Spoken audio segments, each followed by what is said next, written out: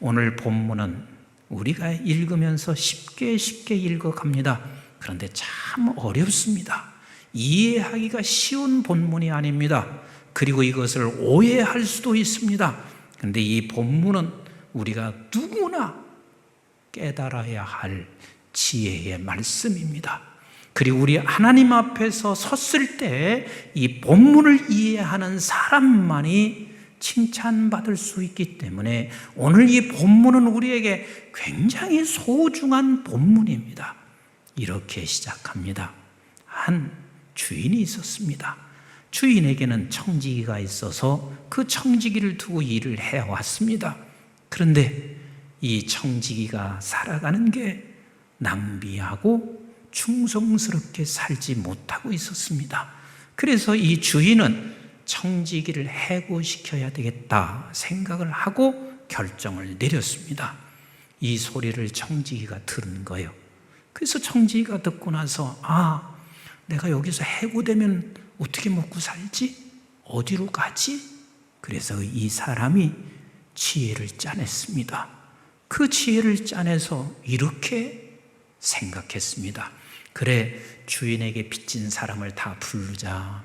그래서 그들에게 빚을 내가 탕감해서 증서를 써주면 그 사람이 고맙게 여기고 내가 해고당했을 때 나를 데리고 갈 것이라 그리 생각하고 그는 기름 100마를 빚진 사람을 불러서 거기에서 50말로 탕감을 해줘 증서를 썼습니다.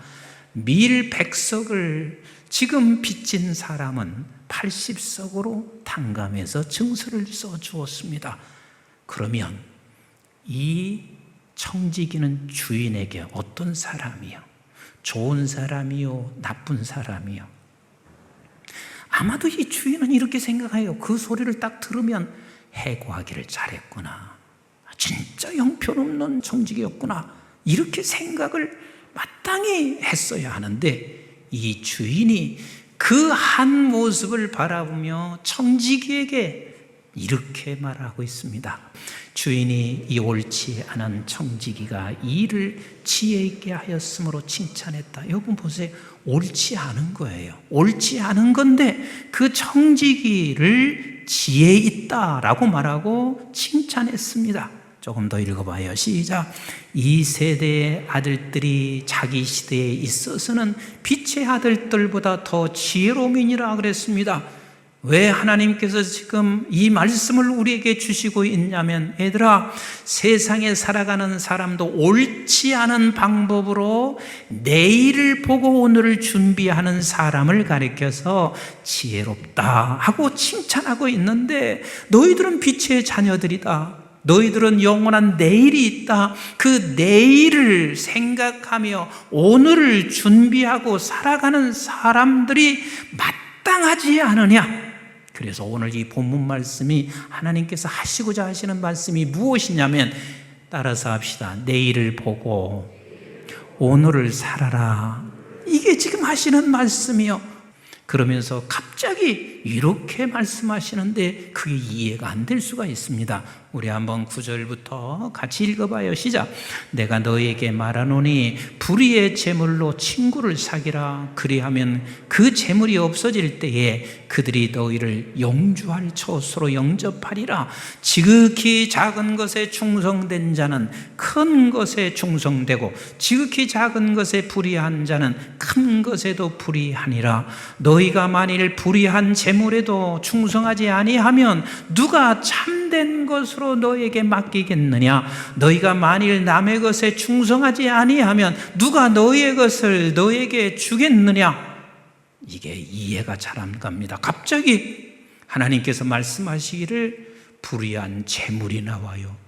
그리고 작은 것에도 충성하지 않으면, 다시 말하면 이 세상에서 내일을 보고 사는 사람이 이건 불의해도 그게 지혜로운 것이라 말하는데, 우리는 영원한 내일, 이건 참이야.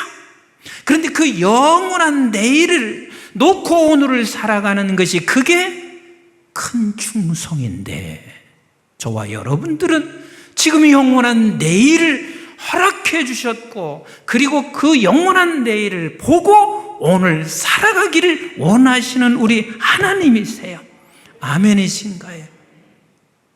그래서 우리가 자녀들과 수없이 충돌하는 이유가 뭐예요? 그 충돌하는 이유는 내가 인생을 이렇게 살아와서 보니까 오늘 네가 어떻게 사느냐가 중요하더라. 그래서 경험된 부모는 자식을 향해서 게으르게 살지 마라. 왜 그렇죠? 게으르게 살면 너 내일이 암담하니까 그래요. 그래서 부모가 자녀를 향해서 게으르게 살지 말아라 이렇게 말하고 있는 것은, 부모는 내일을 보고 오늘을 살도록 지금 얘기하는 거예요. 근데 아이는 이게 들려지지 않습니다. 모릅니다. 그래서 부모와 아이와 자녀와 충돌이 일어나고 있는 거예요. 근데 우리 영원한 내일을 보고 영원한 내일을 가지고 있는 저와 여러분들은 날마다 다시 자신과의 충돌이 일어날 수밖에 없어요. 자신과의 충돌이 뭐냐면 분명히 영원한 내일이 있습니다. 그런데 오늘 내가 살아가는 현실이 나는 사랑스러운 거라, 너무 좋은 거라. 그런데 그렇게 살아가면 너는 영원히 어린 신앙으로 머물러 수밖에 없어요. 그래서 우리 하나님께서는 우리를 향하여 너 내일을 보고 오늘을 살아가는 이 싸움을 놓치지 말아라.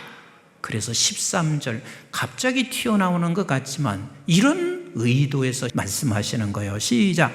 집 하인이 두 주인을 섬길 수 없나니 혹 이를 미워하고 저를 사랑하거나 혹 이를 중히 여기고 저를 경히 여길 것임이라. 너희는 하나님과 재물을 겸하여 섬길 수 없느니라. 저도 마찬가지요. 나는 분명히 내일에 대해서 단 0.01%도 의심하지 않아요. 그래서 나는 내일을 봐요.